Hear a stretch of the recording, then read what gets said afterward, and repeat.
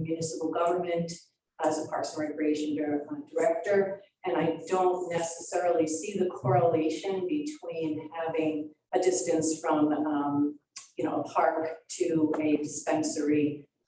I've worked in this industry all my life, and many parks that I have been responsible for have been next door to liquor stores and to stores that sell cigarettes, and all of those can potentially cause addiction and issues. We talked about, Councilman Lynch had mentioned that all of us must know someone that has been affected from addiction, but addiction isn't only a drug addiction, it can be an alcohol addiction and other addictions as well. So I would just ask that the council keep an open mind to this, understand the importance of moving forward with a potential dispensary in the township that would partner with someone who is as dedicated in doing it correctly and in the best, in the best interest of the community as the Seagulls. Thank you very much. Any other comments?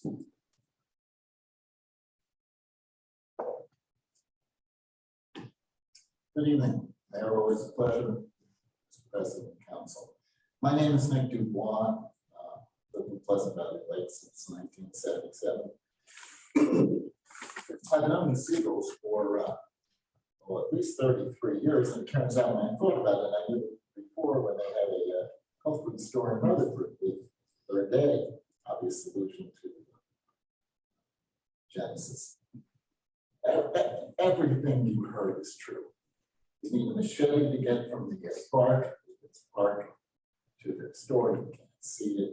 I did the closing on that store. For those that have been around a long time, you might remember that was a building was an auto repair, tire and oil shop.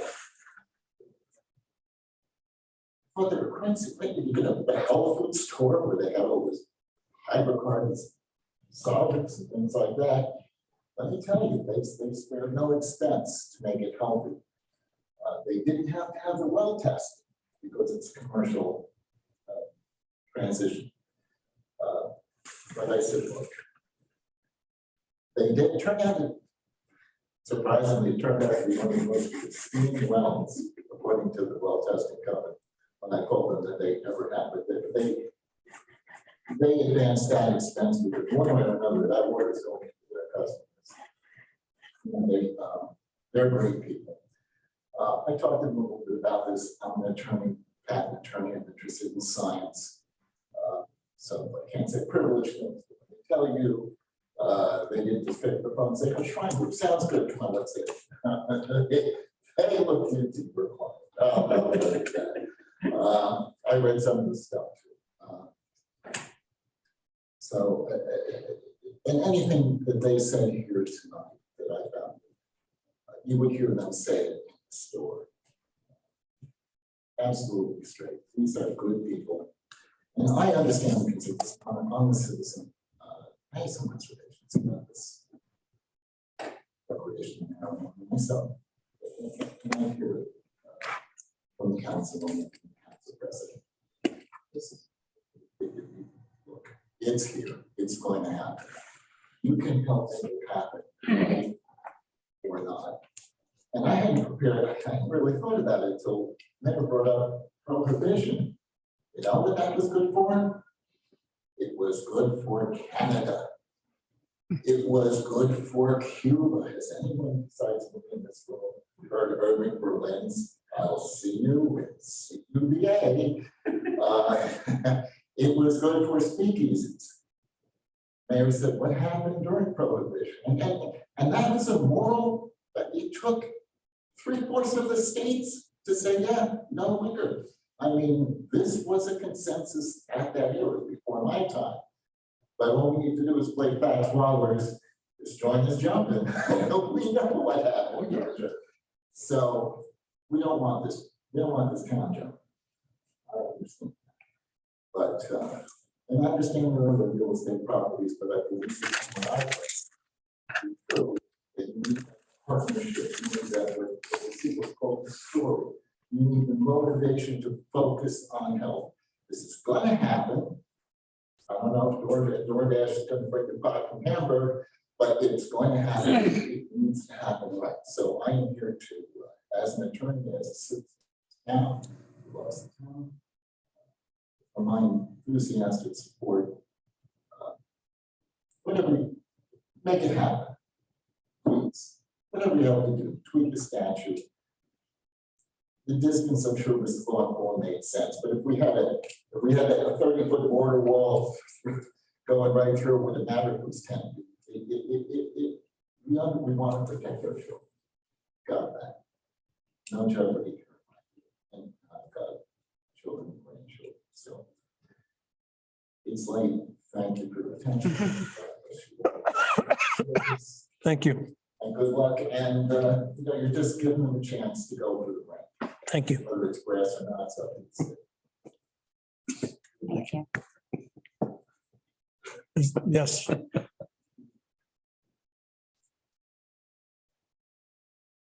Good evening. My name is Ron Williams. For 32 years, my family has provided me with 29 years on McAfee hardware. Through the years, I've been involved with the Sussex County Chamber of Commerce. I've been involved with the Vernon Independent Retailers Association. I've been involved with the Vernon Coalition Against Substance Abuse. I've been involved with the Vernon Economic Development Committee for the last few years, and I'm presently director on the Vernon Chamber of Commerce. Through these organizations and other projects, I've had a lot of opportunities to work with Dan and Danny. It's always been a privilege, always been an honor.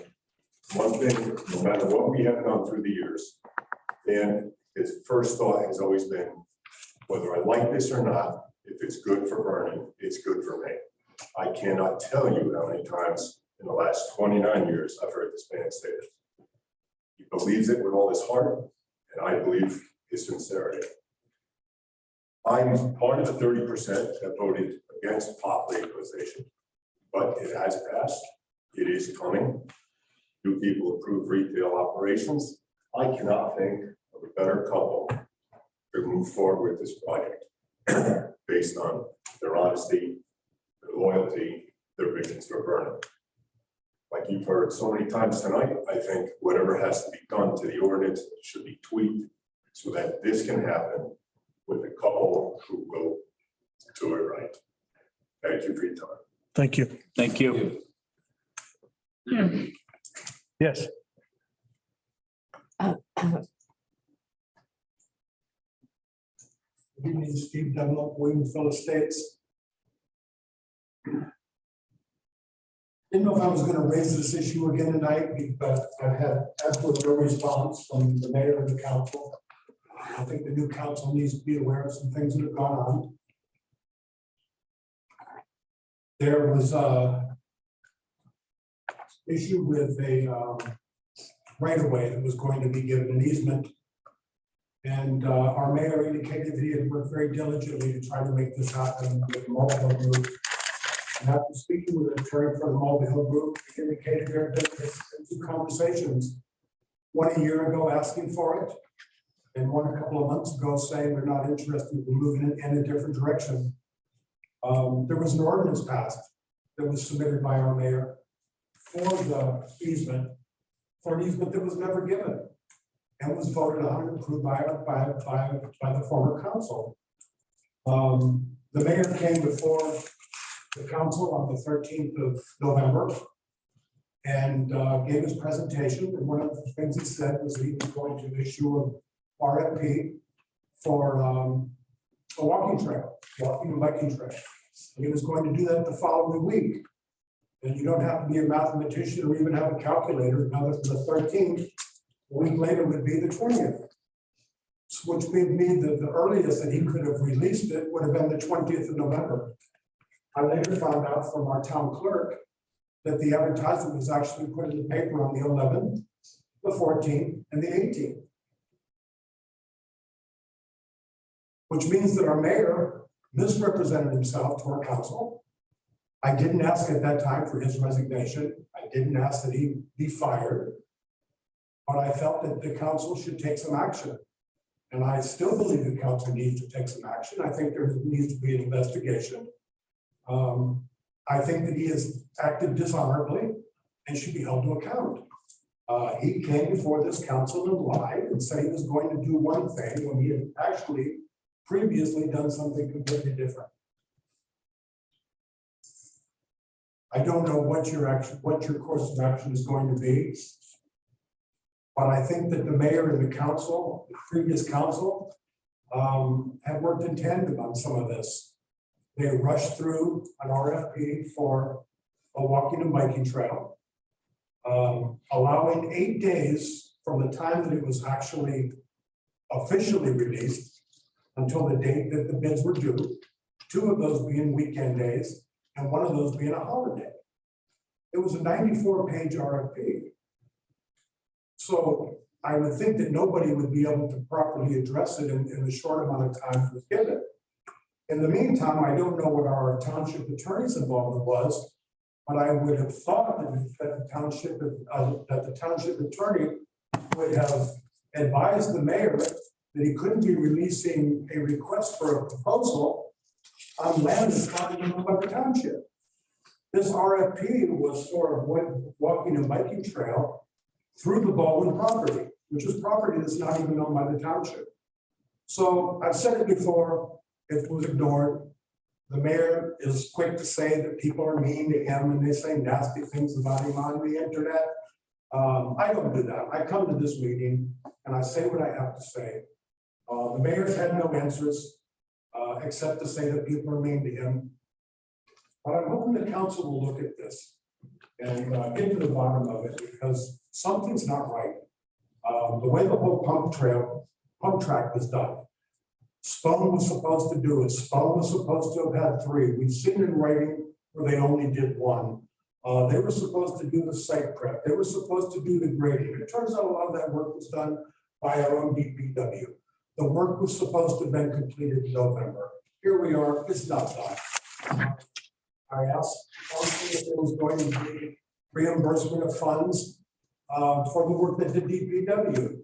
Nobody ever answers any questions. So I won't belabor it, but I really hope that the council president and the council will look at this and really ask the mayor the tough questions and get to the bottom of why he's been less than honest with the township. Thank you very much. Thank you, Steve. Thank you. Yes.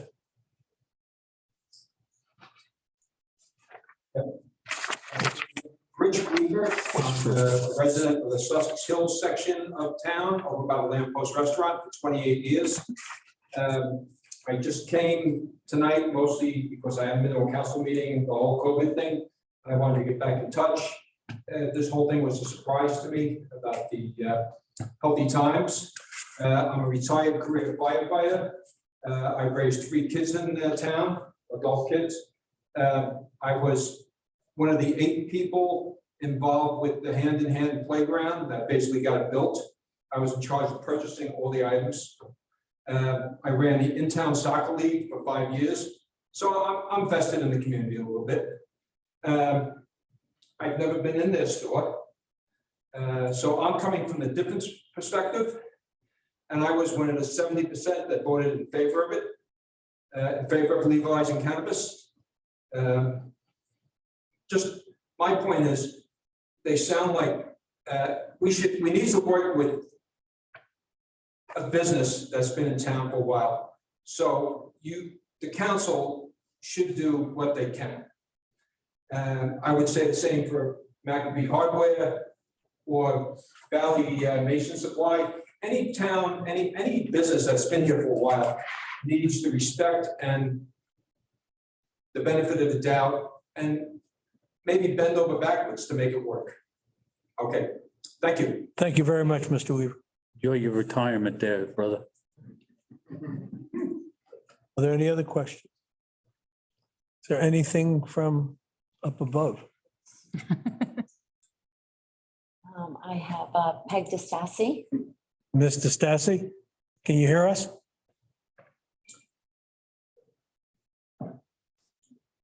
Hello, Mr. Stassi.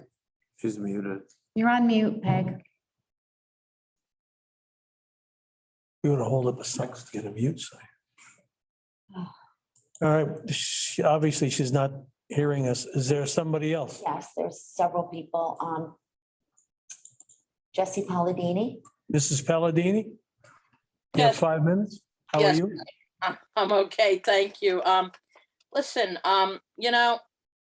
this matter was not on the agenda. The public had no knowledge of this. And Okay. where this hour-long presentation came from, I don't know. But it Yes, was it was, John. clearly, It was. Excuse me, Mrs. Palladini, it was on the agenda. I placed it there myself. it said recommendation to amend, and then it cited an ordinance. But how does anybody know what that's about?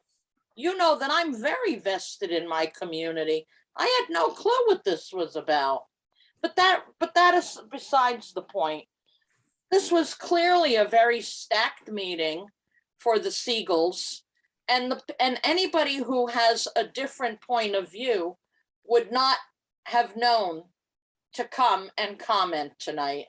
So with all due respect, I'm going to ask you to postpone any decisions you might make, any changes to the ordinance, anything at all, until you can properly put the issue on an agenda, a work session, whatever you see fit, and let the other part of the public that wants to comment on it, maybe they'll all comment in favor of the Seagulls. But I really think that this was not fair. This was clearly a meeting stacked in support of Seagulls. And I agree, they're fine people, but that should have nothing to do with anything. And that's all I'm going to say about that. I do want to say that I'm very glad that Mr. Zelinski agreed with me regarding the law concerning Diane Wexler and having 2 people on the Environmental Commission and the Land Use Board. But I'm also going to say that he was totally wrong with what he said to you about the mayor's designee and John Auberger. And that's all I'm going to say on that too. I'm going to bring you the actual comments from the Department of Community Affairs, Land Use Law, and a land use law attorney. He was definitely wrong on that. Lastly, I want to say that I sat here in utter shock listening to the comments about the Greenway Committee. Mr. Rizzuto, you asked repeatedly, and Mr. Lynch may have asked, Ms. Bucieri may have asked what monies they've spent and whatever. And I was utterly shocked to hear them say, oh, nothing. They don't even have a budget. Excuse me. They hired a forester to be paid up to $25,000. They hired Greener by Design for $10,000 a year. They hired the Land Conservancy for $10,000. And every time these people did maps and redid maps and redid maps, as did the township engineer, over and over and over again, it cost taxpayers tens of thousands of dollars. Look back at the bills lists and at the budgets from the day Harry Shortway became mayor, and this Greenway Committee spent an outrageous amount of money, all for nothing. Talk to some of the former members, and they will tell you how many times they had the engineer redraw a map, how many times they had the Greener by Design and Sandy Ergo. Sandy Ergo was so disgusted with what this committee was doing, it wasn't even funny. But they spent tens of thousands of dollars, and how they could sit there and say that they spent nothing. They paid Jay Mierendorf to cut the grass, okay? They 30 seconds, Jesse. wetlands. I'm done. Did you tell me my time is up? 30 seconds. Okay. No, I'm basically done. I'm just Okay. shocked that they sit here and they bold-faced lie about what this committee did. So thank you. I applaud you for getting rid of this committee. Thank you. Thank you. Mr. Anybody else? Yes, I'll try Peg DeStassi again. Hi, can you hear me now? Yes, Yes, Okay, sorry, for some reason my button wasn't working. I wanted to first of all agree with Steve Dunlap. Everything he said is correct. It's all in minutes and it can be verified. And I highly recommend that the current council look into it because there's things that are not accurate. Second of all, I would like to say with the cannabis situation, that entire situation has been created by the previous council. First, they created the new town center, which is along 94, which was never there before, in the middle of a commercial zone. Then they placed a Class C, if that's what you want to call it, park with the pump track in the middle of a commercial zone. Then they passed an ordinance to allow cannabis stores only to be functioning in a commercial zone. So what they've done is they've landlocked this business from being able to function as a business because they placed a park that should be in our recreational area in the middle of a commercial area. So I am too asking that this council do something to accommodate an existing, long-standing, well-run business to be able to continue. I don't know the people personally. I use their store, but I don't know them. So this is not because I know them. It's just the right thing to do. Take care of an existing business. My recommendation would be don't change anything about park and don't change the 2000 to prevent abuses in the future, but write an exception for this business to be able to function and continue to function after a 30-year history. So I thank you, and I'm sorry I had problems before. And again, I want to wish the new council a successful year. Good evening. thank you. I have Randolph Mowry. Randolph Mowry, Yes. Yes. Mr. Mowry? Can you hear me? Yes, My name is Randy Mowry. I live in Highland Lakes. And I moved here to Vernon in the summer of 2018, and I love it here. But I was kind of surprised at what's called the town center because it didn't really strike me as one. So with ordinance 2125, Vernon has the opportunity to bring in a viable, profitable, and legal business, one that will enhance the business tax base of the township and thus provide Vernon the opportunity to enhance the town center in whatever ways would be deemed appropriate. So I support the recommendation to change the ordinance 2125, whether it's reducing the distance, eliminating the word park, or putting in multiple municipally identified park, however it needs to be done, so that this application to have a dispensary can go forward. And given the stringent security procedures that a retailer would have to follow, it seems that the distance issue is not as relevant as it might sound.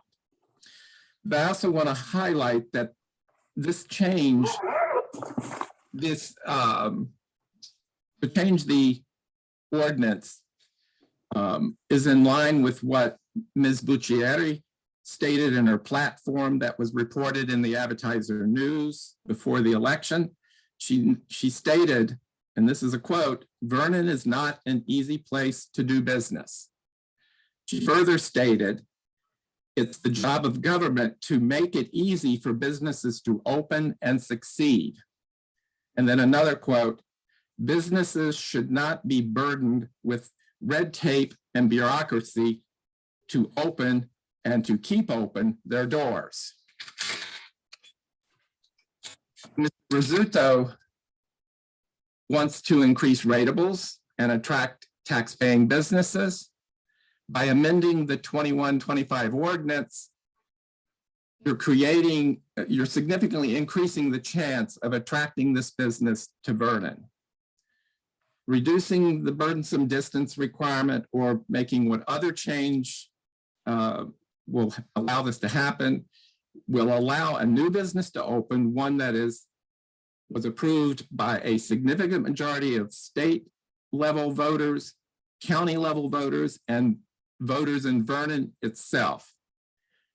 And it's being developed by locals, Dan and Danny Siegel, who are long-term members of the community and the business that has been there for a long time. The council should accept this opportunity to make this change to the amendment, make this amendment to the ordinance so that this new generating business and employer can open. Given the voter mandate, it seems to me it's the council's duty to implement this ordinance by amending it to allow it to happen, this business opportunity to happen. Thank you. Thank you, Mr. Mowry. Thank you. I have George N. Mr. George N. Is this Mr. Nikonorov? Yes, that is correct. Can you hear me? Yes, I can hear you, Mr. Nikonorov. Thank you very much. George Nikonorov, Briar Drive. So first, I'd like to say congratulations to the incoming council. Council members coming in. I'm looking forward to seeing what comes up in the new year. I also want to applaud your initiative for keeping the hybrid approach going. That not only accounts for people with regards to COVID, but it also allows for busy people like myself to attend council meetings in an easier fashion, especially when I have two screaming kids in the other room. So thank you for that, and I appreciate all that you do. I'd like to take a moment to address a couple things. So first, I'd like to address the recent discussion on the cannabis ordinance. I know Dan Siegel and Danny Siegel myself. I've served with them on the EDAC years ago, and I think they are extremely upstanding people. And I have no doubt that they wouldn't do a fantastic job with this type of retail establishment in this town. But I also think we need to take into account the type of company and organizations that are coming into this town as well, and not necessarily in a restrictive way, but just looking at the type of entity that are coming in. And I just happened to Google the company as I was listening, and it looked to be a very upscale retail establishment with a modern look, and something that to me would be a welcome addition to this town. I happen to vote yes on cannabis. I do believe that the tax that could be brought in through these retail establishments coming in, along with a high amount of regulation, that prevents them from doing wrong, would allow for a proper balance that would facilitate it. And the fact that they're able to or want to even contribute that amount of money to projects that, quite frankly, we've been talking for years, like a pump track, a band shell, and biking and trails, I think makes it even more appealing to me to have an organization like this in town that is invested in the community. And so I think it's in the council's purview to look at how we can accommodate this business and make those what I hear is minor alterations. We all, I've heard for years, we talked about wanting to bring in ratables. Well, you have a ratable knocking on your door right now. The next two meetings and introduction of ordinances dictate whether or not you welcome these type of upscale ratables or you shut the door to them. So that's the whole thing. So that's one piece I wanted to address. Another piece I want to address that has come up very consistently is behavior on social media. Now, I'm no stranger to social media behavior. I've been part of my colorful arguments in the past for as many of you know. But one thing that I think this township has been missing over the past few years is a social media policy that governs what employees can do, what council members can do, what potentially members of committees can do and post, what is right, what is wrong, and the like. And I think it's about time that the council and the mayor entertain that type of policy for Vernon Township. Townships like Glenbridge, Glen Rock, Hackensack, and many other towns throughout New Jersey have a social media policy that governs what can and cannot be said in social media, what the actions are for going after different committee members. I know that there's been many issues like that in the past, over the past couple of years that have been raised. It just makes sense, especially with the way social media has galvanized society these days and have literally pitted people against each other. I personally believe that social media has taken away the art of having a discussion, which I've seen here tonight. And so one thing I would definitely urge the council to 30 seconds, please, George. Yep, I'm just about done. I would definitely urge the council to investigate that and introduce an ordinance, and I'm happy to provide some guidance if requested. So again, congratulations, and looking forward to seeing what you guys do in the new year. Thank you. Thank you very much. We have Jennifer Lubner. Yes, Ms. Lubliner? Can you hear us? She's on mute. You're on mute. Ms. Okay. Lubliner? Are you able to hear me now? Yes. Yep. Okay, great. First, I wanted to say congratulations again to all of the new council members. I look forward to hearing more about you and working more with you over the next couple of years. My name is Jennifer Lubliner. I live near Mountain Creek in Vernon, and I'm the current chairperson for the Vernon Economic Development Advisory Committee. So I've worked with Dan over the last year, and I had a lot of comments last year when we were discussing the original cannabis ordinance. So I did want to clarify some things I'm in favor of drafting the change, obviously, to give Dan and Danny the opportunity to expand their store. Being from California originally and having a lot of family members still living in California, I'm very familiar with the Shine Group. They're a great corporation, so I'm happy to welcome them to Vernon and have them partner with a long-standing business such as Healthy Times. I think that they would be a great benefit to our community and to everything that we want to get out of the cannabis ordinances. I think it would be a best case scenario for the township and all of the. I would also like to say that amending the ordinance, we can still keep the distance from schools and daycares, as that's important to protect our children. But I think that we should amend it to give Dan and Danny the opportunity to expand their business and help develop their growth, especially considering that the town center lot is not designated as a park currently, and the pump track doesn't actually exist yet. So we're potentially holding up for something that might not actually happen, given that some of our newer council members ran on a platform of stopping the pump track. So hopefully that doesn't happen. I am in favor of the pump track and the walking trail. But I think it would be a great disservice to our town and the opportunities and the prospect of becoming more business friendly and fixing some of our reputational issues around being business friendly if we weren't willing to work with our longstanding community business owners and a corporation that's done great things for local communities to give them that opportunity. That's all I have to say. Thank you.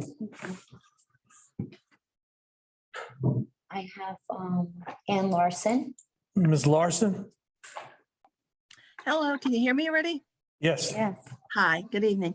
So I actually wanted to talk about some different things, but this whole debacle about the boundaries of the 2,000 feet, I do have to thank Councilman Shortway for putting it on his Facebook post, because that's how I found out about it. And I don't know why the mayor has so many issues with things being mentioned on Facebook. Maybe the rhetoric could be turned down a bit, but honestly, it's a place for us to obtain information. And I think it's an important place. So if it weren't for that, I wouldn't have known to stay on here all these hours listening to all the things I listen to. First off, you need to fix the audio. The audio on Mayor's mic is terrible. We heard nothing but sounded like a cash register registering from this end over at the houses here. And the speakers in the building are not good either. It's very, very muffled. That said, Mayor, you mentioned that with the prior council, you were trying to broker a deal. And that's why you suggested so many feet and you went back and forth. And I feel like then either you were disingenuous then or you're disingenuous now, because quite honestly, the same praises that you're singing about this new company that's coming from California, this great company, which is probably going to be like a pact with the devil, is the same praises you made about Spawn Ranch. We were told, oh, they're so great. They built all these pump tracks. No, they didn't. It wasn't true. And I feel like, rather than find out down the road that this is the same situation where you're just being a cheerleader for anything and anyone in the efforts to be rah-rah about things. If we made a boundary of 2,000 feet, either we buy a property within 2,000 feet or we don't do it. I mean, and not for anything, but if this company is willing to give 175,000 towards the town, maybe the next guy will give 250. I mean, we don't know, normal residents who are going about their daily lives, we don't know all the ins and outs of pot sales.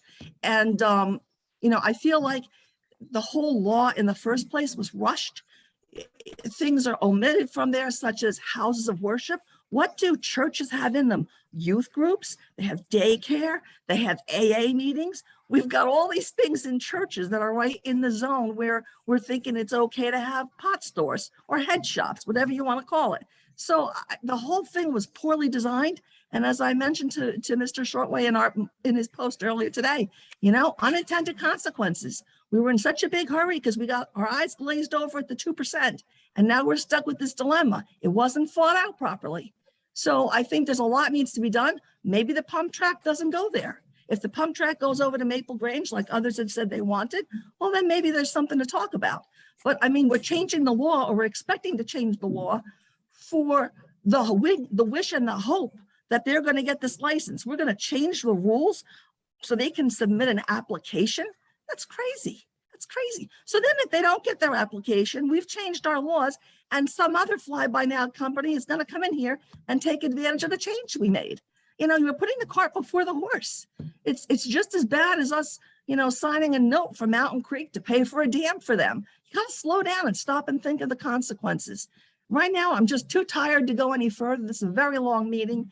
And I really think we were sandbagged with this whole presentation, taking so many hours. But that's all I have to say on that. Thank you and good night. Good night. Good night. I have Al Losco. Al? Yes, hi, good evening. Al Losco from Harborside Drive, Glen Harbor president. Just going off the going topic for a moment. Wanted to mention Andy Pitzker was working on an ordinance, a safety ordinance on a gun range with the prior council. And the ordinance got tabled, and it's really a shame it did, because it has to do with safety in a neighborhood where a bullet hit one of our homes. And, this gets put on the back burner, which to me it's just not right. I mean, I'm quite sure that one of the councilmen has a relative, perhaps a grandchild, that lives in our development, and right at this point. And I think that this is something that needs to be discussed. It was tabled because apparently there was pressure being put on which this has nothing to do with gun rights. It has to do everything with safety of people shooting near residential areas. And I just have to say that I really wish they would have acted on it in the last council instead of punting. But now the football is yours. And I have to say that, you know, again, it's a safety ordinance. We just are trying to protect the people in our neighborhood, especially children. They shouldn't have to run inside when they hear guns going off, you know, right across on Drew Mountain Road. Since everybody's chimed in, Seagulls are great people. I believe that also just going off, talking about the marijuana situation, I too voted for it.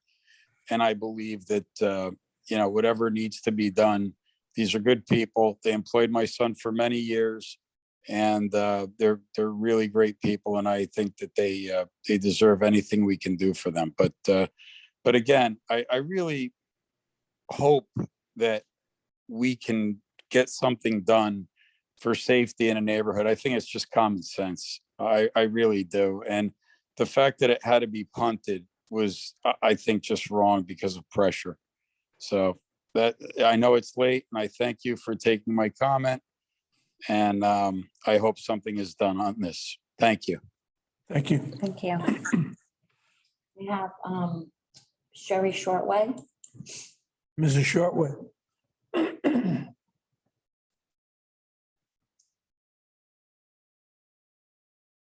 I don't think she could talk because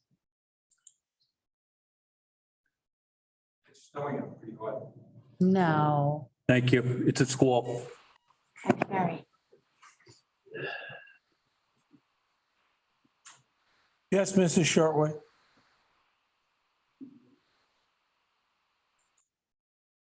She's Unmute.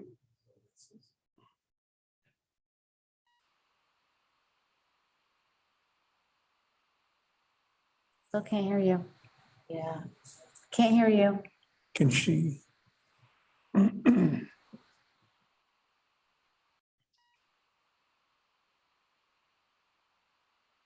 They in the same place, maybe. She could just go stand next to her husband.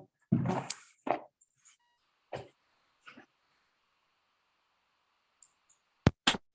you hear me now? Yes. Yep. Thank you. Hold on.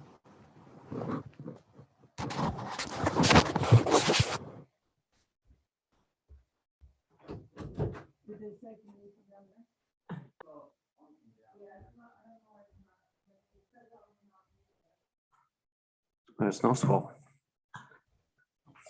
Sherry's going to speak on my computer. 13 inches of squall. Sorry, my Don't even say computer that. was saying that I was unmuted, but I don't know why it wasn't working.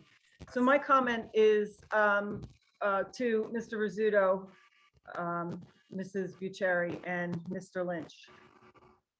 I apparently now I'm a former member of the Greenway Action Advisory Committee. And I am so insulted by the fact that you said that we had no value. It's insulting. It was the reason why that we spoke. I did not speak earlier because I was somewhere else, but the reason why people spoke on behalf of the Greenway Action Advisory Committee and keeping it is because it's a committee that is approved every year. And we understand, we know in advance that the new council people were not supportive of trails. So yes, we did come out and speak. There was no conspiracy or anything.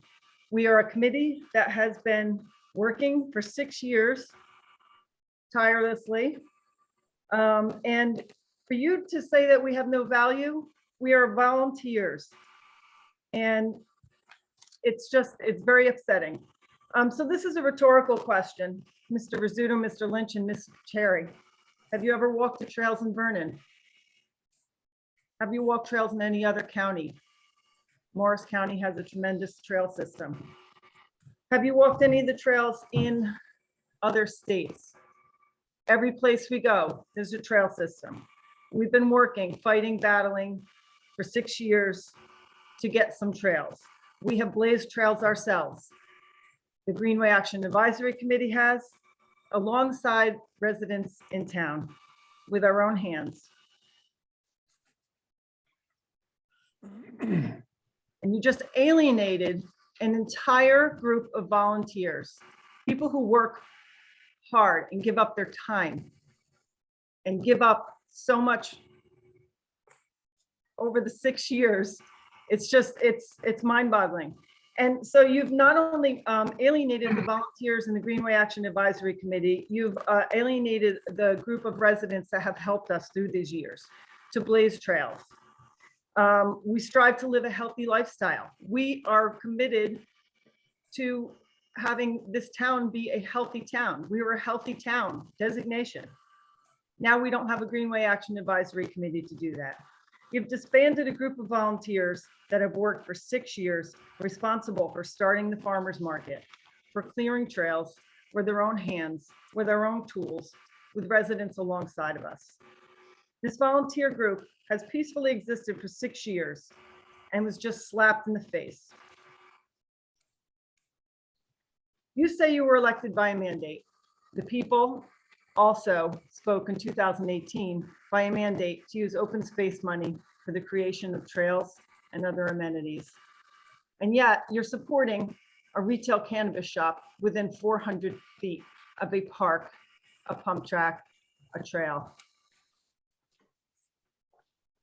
Somebody said before, it seems too good to be true. I've always been told that if something seems too good to be true, it usually is. Your spiteful and vengeful action to disband the Greenway Action Advisory Committee shows your true colors. I'm extremely disappointed. I want to thank the current Greenway Action Advisory Committee and the former members and all the residents that have helped us to blaze trails. And I'm sorry that you made this decision. Thank you for your time. Thank you. Is there anybody else? I have Vernon Chamber of Commerce. Is there an individual? Nope, they're signed on as the Chamber of Commerce. Who is speaking for the Vernon Chamber of Commerce? They're muted. Hello? Hello? Yes. Yes. Hi. I'm sorry. First, I got to apologize. I'm using my wife's computer. My name is Eric Card. I am calling because I do not have any other way of getting on a webcast here for this meeting. This is the first time ever doing this, so hopefully I don't screw it up too bad. Just wanted to say good luck to all of you. It seems like it's a little bit of baptism by fire here, but best of luck in your new ventures here. Thank you. I'm getting caught up here with this cannabis thing. I just had one thing I'd like to add to this is the Shriner Company is saying that they'll give $175,000 as long as there's an active working permit and actually selling product. My only question is please check into that and make sure that the licenses, their partnership, so to speak, doesn't break up after 6 months and then you lose that. Just follow through on that and best of luck to them. Hopefully that all works out for them. I have no means of yes or no on it. It's completely up to the people involved. It was just a concern I had. But actually came to this meeting because I'm having a problem trying to get permits to put in a pool. I've exhausted every avenue through the entire town hall. I've gone through building, zoning, managers, and mayors. I'm coming to the council for advice. Please advise me what I need to do to make this right, because can't seem to get a permit after 3 applications. And nobody seems to be able to answer any questions about it, but it's just funny that they all know exactly what the project is. And it is a bit unusual. So your name, please. May I have your name again, please? My name is Eric Card. I'm in Highland Lakes. Yes. Okay, thank you. I apologize if I didn't get that out in the beginning. I was No, worried you did. I forgot. That's okay. Okay, well, that's pretty much all I got. I just want a little bit of advice on what I could possibly do to make this happen. I've gotten quite a bit of a runaround. Can And you hold on for a second, please? Sure. Mr. Mayor, can he contact your office so we can straighten this out? Of course. All right? Can I just, I'd like to put a little rebuttal on that. I have contacted the mayor on multiple occasions on this, and he has not returned a phone call since September. And I'm kind of pushed into a corner here because I'm promised things are going to be done. I'm promised that some people will be reprimanded and things will be handled accordingly internally, and nothing has happened. I've put in 3 applications, got no canceled checks, got no nothing on it. I've hand delivered 2, and I've mailed 1. I've done everything that's asked of me of the town, everything that's asked of me of every department. I can't get it through. It's a simple replacement of a pool. I don't understand. That's all I got. Thank you for your time. One moment, Okay. Eric. I'll provide, Okay. I'll look into this in detail. I'll provide you input specific to what I'm finding out. You don't have to provide me input. You can just contact him. I'll respond to him too. I just don't make you concerned about it. Thank you. Thank you. Thank you, Eric. Well, thank you for your time. And then again, best of luck to you. Good luck in all your new adventures and congratulations. Thank you. Thank you. I have nobody else. Nobody else? Motion Thank you. to close public session. So, seeing very few here and nobody else there, I have asked for, we have a motion to close public session. I'll make that motion. Motion is made by Mr. Fury. Is there a second? Seconded by Mr. Lynch. All in favor signify by saying aye. Aye. Aye. Opposed? Motion carries. We have one other item on here. And that is the ambulance corps. They're not here. They're not here, so can we defer that to another meeting? Mhm. All right. And at that point, council comments. Be my guest. Natalie goes first. Natalie, you want to go first? No, go ahead. It's fine. Thank you, though, Ryan. That's If I keep deferring to her because of ladies first. No, I just went because her name starts with a B. And it's easy for me to figure it out. Mayor, town council, residents, my comments tonight are focused on several important issues that face Vernon Township. Conflict of interest. Firstly, I want to clear up any issue that has been mentioned in the local newspaper by several local residents of conflict of interest.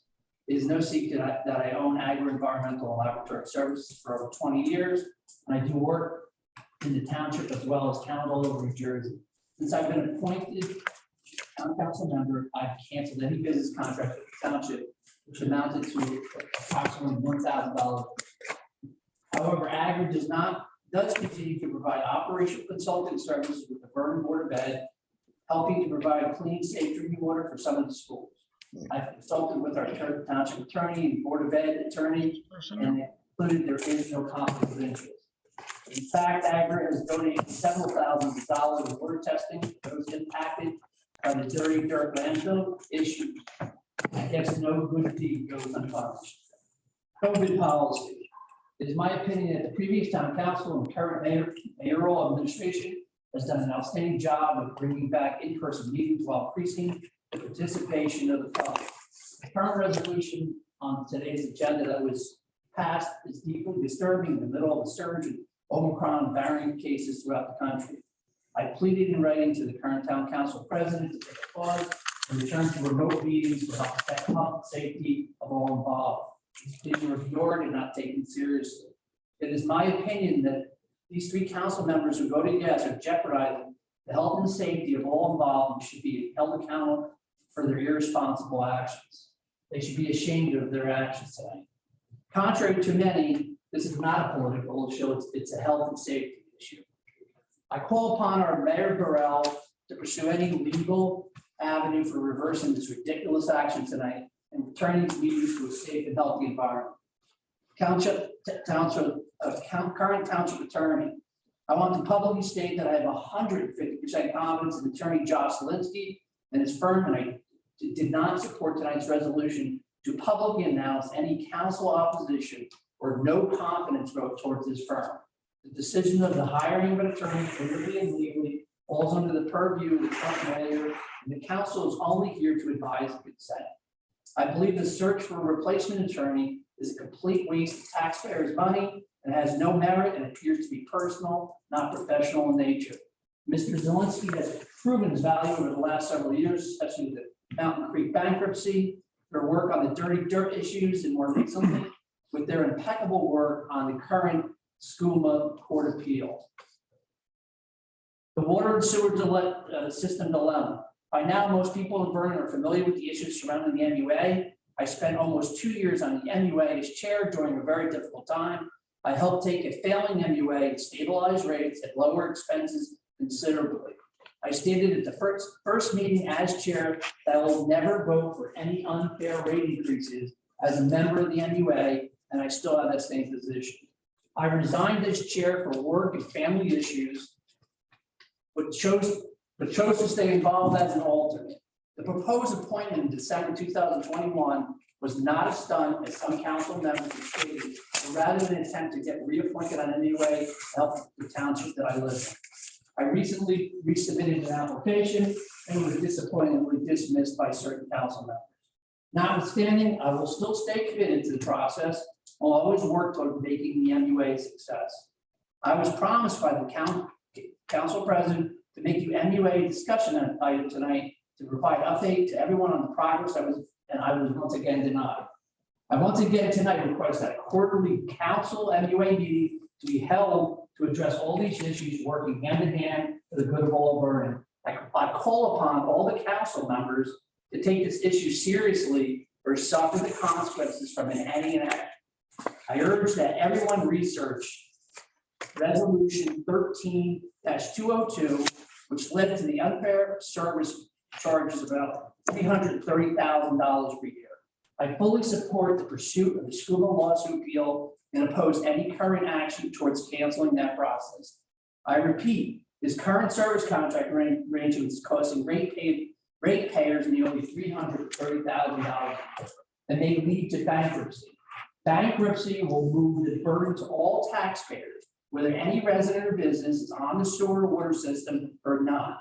We all want to hear from our current council about their position on this most critical issue that faces Vernon Township. In conclusion, I formally request that these comments be introduced into the meetings as a permanent record of my position as a council member.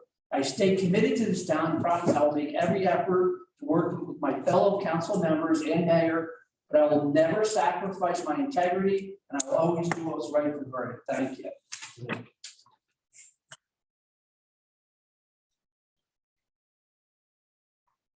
Sherry.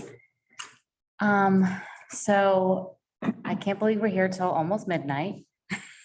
I think you guys pretty much wrapped it up by 9 o'clock every other time. So hopefully we won't always keep everyone so late. I do thank the public for calling in through Zoom and coming here in person. I appreciate that. I will be very, very brief. I did hear from Ms. DeStassi from the Environmental Committee. She wanted to talk about updating the council. And I think this kind of dovetails to part of what Mike said. Hearing from our committees or commissions on a yearly basis, on an ad hoc basis, is something that would be important in open lines of communication. So I think that might be something maybe we can put on a future agenda and discuss. If a committee does not want to provide a yearly report to us, I think that would be fine. But if they do, setting that time up for them to do that, or on a as needed basis if issues arise, I think that would be a good idea. And I think having a written report from the MUA and then maybe a yearly presentation would be something that would be very important to get that communication from the MUA to the council. So I definitely agree with talking about that at a future date and setting up, getting that on the agenda. I am scheduled for some new council training, so I'll be doing that. February 5th, I'll be going to a training that's sponsored by the League of Municipalities, for newly elected council members. And then in March, I'll be going to a budget training. So I'm looking forward to getting as much training and information as possible so I can be an effective, prepared council member. So I look forward to that. And I had some other comments, but I think I'm going to pass for now. Thank you. Mr. Lynch. Since June of last year, I've listened to the two council members who are on this council right now say some of the most disgusting, degrading things that they could during an election time, which is normal. But to continue this is getting out of hand. I think being accused of not caring about the health and safety of Vernon residents after you've just purchased a piece of property that's got lead contamination is kind of rich. I have nothing else to say about that. I'm going to speak more about what we can do to fix Vernon. Number one, Karen Road, Mayor and Chuck. I keep getting calls about the property on Karen Road where there is a significant ice patch that always builds up. And what had happened there is that the previous homeowner removed a drain pipe from the street that was against the curb. And now what happened is that the road settled there. And now every time it rains or snows during the winter, there's a 3 or 4 inch thick, 3.5 foot wide by 20 foot stretch of ice that goes straight down Karen Road. And they really are beside themselves trying to get it fixed. And I know it's the town property that the town is responsible for. So can you have somebody just at least go take a look at it and advise the homeowners on what we could do to get that fixed? Met with the homeowners. You did? Yeah. Wow, that was fast. Last year. Oh, really? Because they talked to me about this last week. Okay, Mayor and I met with four separate residents. okay. All right, well, And we actually went up there and took a look. okay, and so what progress do you think we can expect or not expect only because of you looked at it? They pointed the finger at one of the other residents. Yeah. Not with them. Yep. And it's hard to say whether that's, we saw nothing that we can see. Again, we were there in the spring or summer where you couldn't necessarily see where a pipe may be emitting water. Nothing that was coming out while we were there. There's no trace of anything coming out while we were there. So I'm not exactly sure how it's coming out. Okay. But there could be there is a piece of property that's vacant that doesn't look like it could even be built on, that perhaps, the water could be diffused over that way, but we don't know where it's actually coming out right now. It just ends up out on the road. So if I'll reach out because I think we still have the contact information of people and see if they see it coming out at any particular time. I can send the DPW up there to investigate a little further. Yeah, well, I appreciate that. Thank you. I want to go and say, so ask Josh a question. Josh, what happens with the contract with Salmon Brothers if the township is unable to close and the title to the property can't be conveyed? This is for the Baldwin property? Yeah. And for the construction of the pump track? Yeah. If the township doesn't own the property, then the track probably, I don't see how it could be built on the property unless the property owner allows the track to be on the property. Okay. Does that answer your question? What will happen if in fact you can't close on the property? Right. And the pump track, the bids can't be honored. What kind of position does the contractor take in that regard? I don't know what position the contractor is going to take. I did speak with Corey regarding this issue before the meeting, what Corey told me is that within the bid and the awarding of the contract, there is a notice to proceed that he tells the contractor to proceed and move forward. Corey's informed me that that has not been issued yet, and he does not believe that it can be issued. I shouldn't speak for Corey, but what he told me and what I agree with is I don't know how you can tell the contractor to proceed on property the township does not own yet. As Exactly. far as any claims the contractor may or may not have, I have no idea what that's going to be. I'm not going to speculate. So could you research this and come up with something a little more definitive? I mean, are we going to be stuck with, compensatory damages in terms of having to provide a settlement to a situation that should never have occurred? I mean, regarding the issuance of the bids, I asked very, very carefully and respectfully to please hold off. And then the awarding of the bids, I said, please hold off. Because in this type of situation where you're waiting to hear from DEP on a problem concerning some type of toxicity on a piece of property, could take anywhere from 1, 2, up to 6 months, maybe even more. And if that's going to be the case, if you are a contractor, you've already isolated a period of time for labor, for materials, for any host of things so that you can complete the project during that time. And now you're outside of that window. All of those people, subs that you've asked to block out that time are going to demand some type of satisfaction in terms of compensation. Is it possible we could be looking at, coming up with $100,000 in order to satisfy something like this? I can't speculate on that. I have to look at the contract and see what specifically it provides. Could you do that? I could do that. Thank you. I just want to finish up. Sure, I'm sorry. Yeah. We all know it's winter time.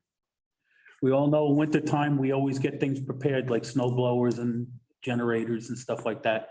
But we also have to be prepared. Our fireplaces need to be inspected. Our wood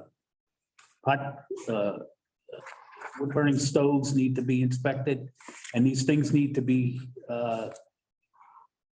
treated just like everything else you have in your house. It needs to be maintained. Looking at the recent tragedies, we all know what could happen. The fire in Philadelphia was started by a little boy who was playing with matches near a tree, a Christmas tree. And unfortunately, 13 people died.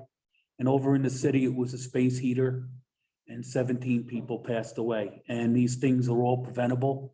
And I just ask that all Vernon residents, please be careful and make sure everything is up to snuff. And good luck. And we'll see you in 2 weeks. Thank you. Thank you. Mr. Shortway. Thank you, Mr. President.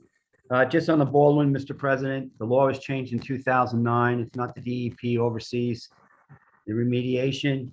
It's the licensed site remediation professionals who they hired. And I believe it's accredited out of Lafayette. So the DEP is really not involved at all due to this change in the law. They kind of gave it off to these LSRPs. To the GAC members, I just want to thank you for all your hard work over the last 6 years. We had a lot of political opposition in connecting the present trails and the town center, but there was one great victory you did have, and this mostly comes, I know Tony Chili and Sherry worked endlessly on this, was the farmer's market. It took a couple of years to get it going, but it was a huge success, and I thank you for that. I see the biggest problem we have with the town center in developing it is the high sewer rates are the single most deterrent preventing new businesses from opening their doors in the town center. When I was mayor, I met with other business owners, and it repeatedly came up connection fees and sewer rates. Unsustainable sewer rates are a direct result of Resolution 13202 that amended the 2005 agreement with SCUMA by increasing the minimum daily flows from 265,000 gallons a day to 461,000 gallons a day. We pay for air. Average daily flow was only 208,000 at that time. This translates into paying $300,000 annually to treat air. The sewer users are now responsible for approximately 250,000 gallons per day of unused allocation. How is this fair and reasonable? Why should 11% of Vernon's property owners pay for this error by elected officials? The current user base will not sustain the debt service associated with the capital financial obligations as a result of and associated with the SCUMA bonds. And ordinances 1122 and 1123 and the service fees imposed by resolution 13202. At issue here is the service, not the bonds. We must pay those bonds no matter what. They are non-negotiable bonds.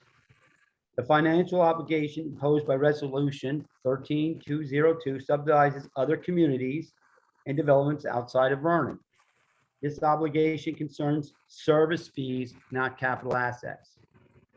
Our lawsuit filed against SCUMA alleges defendant is in violation of NJSA 40:14B-22. The complaint is an attempt to rectify an illegal agreement adopted by the 2013 council. A contract is non-enforceable if contrary to state law. Vernon businesses and residents are subsidizing sanitary water operations costs and other SCUMA service communities. This includes Crystal Springs and Hardiston, where Mr. Andrew Mulvihill owns vast assets. Mr. Mulvihill is also the owner of Crystal Springs Development that owns minerals, and the LLC is constantly delinquent in paying their MUA bills. As of right now, they owe over $80,000 to the MUA, and we are trying to collect all revenue to keep the MUA afloat. It was our elected officials who brought this weight down upon the approximate 11% of the numerical property taxpayers. I hope in the future, this council starts putting visions forward how we're going to overcome the additional $500,000 a year on the bonds and this unequal service. In addition, I've rewritten a firearms range ordinance for residential areas, not to include the conservation area where the Cherry gun range is located, Cherry Ridge Gun Range. I will send it to everybody. Please don't make comments on the internet. I look forward to Mr. Rizzuto having a workshop. We can discuss this so we can get public comment on it. We've had 11 incidents in 10 years of bullets being fired in backyards as target shootings. These are the reported incidents. These are not hunting incidents. And I think it's time we address this before somebody's injured. I will mail it also to the clerk, so everybody has an idea where I'm starting from. Everybody else is going to have input. You're going to take things out. You're going to put things in, but this will be the starting point. And I'll also post it after the council receives it, so we can get the community, including Cherry Ridge, his input in this ordinance. It needs to be addressed, and I think sooner better than later. Thank you very much and good evening. Thank you. In terms of posting it, I would ask that you wait and see what the council decision is on something like that before you post anything. Thank you, Mr. Shortwood. You're welcome. It's now going on to the next day. I'm going to make my comments very short. Josh, a quick question. What is the status of the appeal of the SCUMA lawsuit? And what attorney is pursuing the adjudication of this matter for the township? Is it yourself? The status of the appeal is that the notices of appeal have been filed by the Township of Vernon and the VTMUA. I am prosecuting, my firm and myself are prosecuting the appeal on behalf of the township. The law firm of Florio Perucci is prosecuting the appeal on behalf of the VTMUA. Florio Perucci? Yes. Brian Tipton.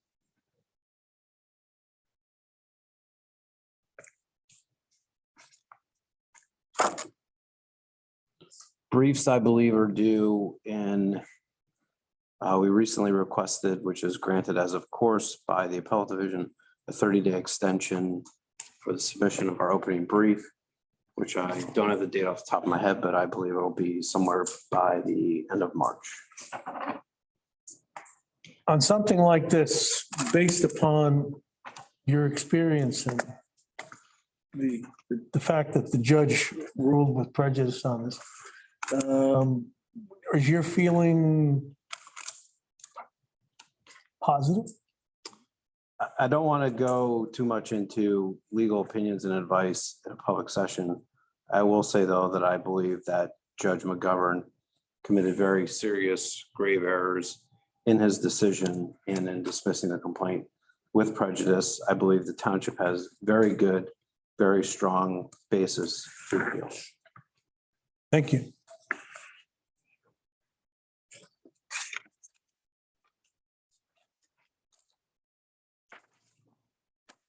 Going to have to do a little bit of work.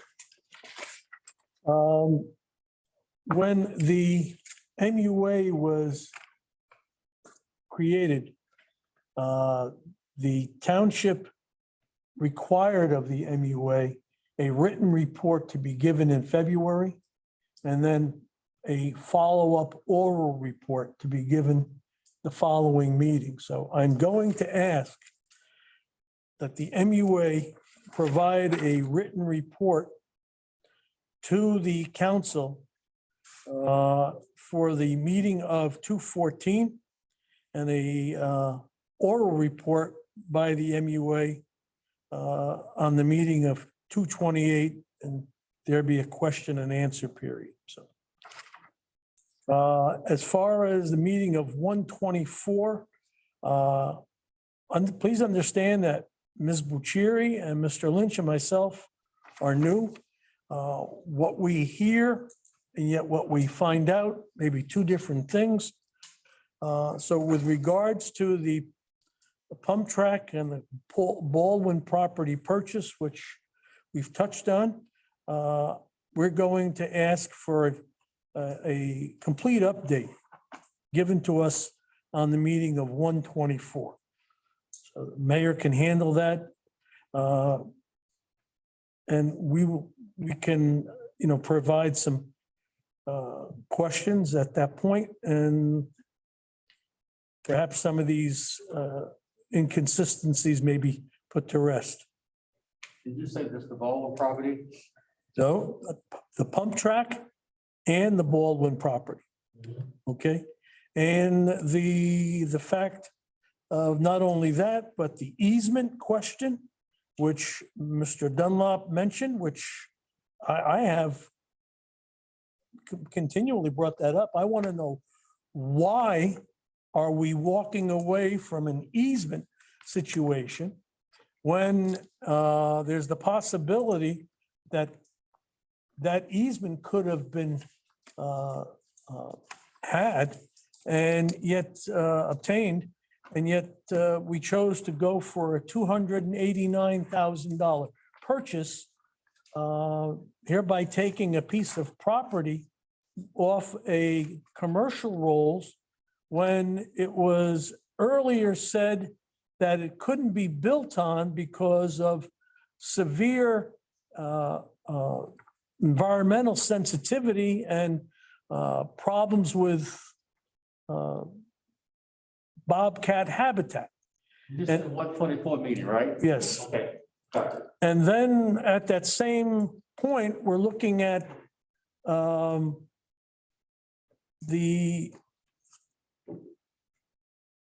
property being evaluated as appraised as commercial property. And I want to know how you can get commercial property appraised up to $289,000 and then be told that you can't build on it. So, to me, there's a lot of inconsistencies here. And I'd like to have those questions answered, and I'm sure other people would as well. Mr. President, would you, or just rather than just an update, would you send me specific questions you'd like to have answers to? Sure. Okay, good.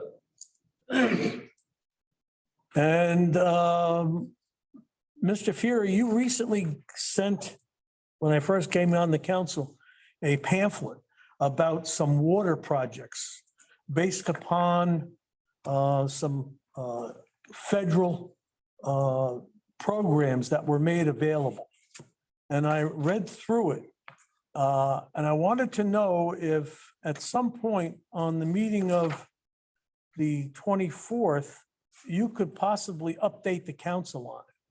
Because I think that perhaps some of the movement brought about because of, the problems that we've had with trying to get the country moving again, economic stimulation and so forth. This might be a great help to us, not only for the drinking water aspect, but also wastewater situations. And I do respect, whether you believe it or not, the fact that, you have extensive experience in the area of water and water purification. However, I just don't have the confidence in terms of providing that seat again when you quit. It's as simple as that. And I understand your position.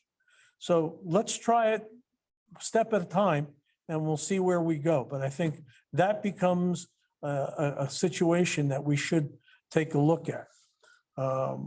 With regards to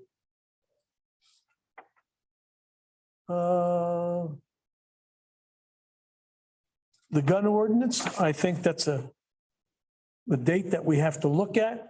Right now, it's winter, and I think let's give it a few more, couple of meetings. I think we have a lot of stuff We that's want on our plate. of tabling that ordinance. Are we allowed to put that back on the table for discussion?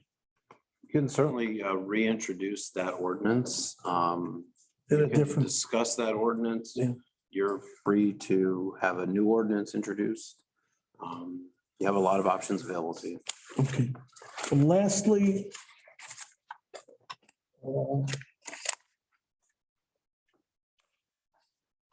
where is that? I think I may have sent some information. Natalie, did I give you that? Wife's gonna. It's over there. I know I got a couple here. I just can't remember. Yes. There was a press release, DCA. You mean after? Yeah. DCA awards $10 million in local recreation improvement grants to 162 local governments. They were awarded and the recipients listed, I think, earlier late last year, or late last year. I'll leave this with you, Mayor. Any of You them. can take a, Is this the email you sent me? yeah, I think so. Perhaps you can give it to him. Yeah, right. I think there's another one there. And perhaps maybe we can look into that in the, If that's the same email, I'll respond back. thank you very much. So other than that, I apologize for the lateness of the hour. Motion to adjourn? It's a reorganization. No, Mr. Lynch, you keep pushing me and pushing me. And you have the record for the 26 shortest minutes. meeting. Yes. I want to know if I can get the record for the longest. I think you just did. Make this Thank you. 26 Can I have a motion to adjourn? Motion to adjourn. Motions that made and seconded. All in favor signify by saying aye. Aye. Motion carries me out. Right. Drink or anything. Everything's open. Go have a drink here. This is Vernon. Everything's closed. Skin this cat. Tell Dan, I I'll didn't. draft whatever. My job is to draft. I understand. What you guys want, so. It's gonna be like this all the time. That was like when I was first on the Yes. board meeting, I was can wait. here till 1 a.m. and he was like, what are you doing? Patrick's I had a 5 o'clock. I've never had anything that bad. Oh my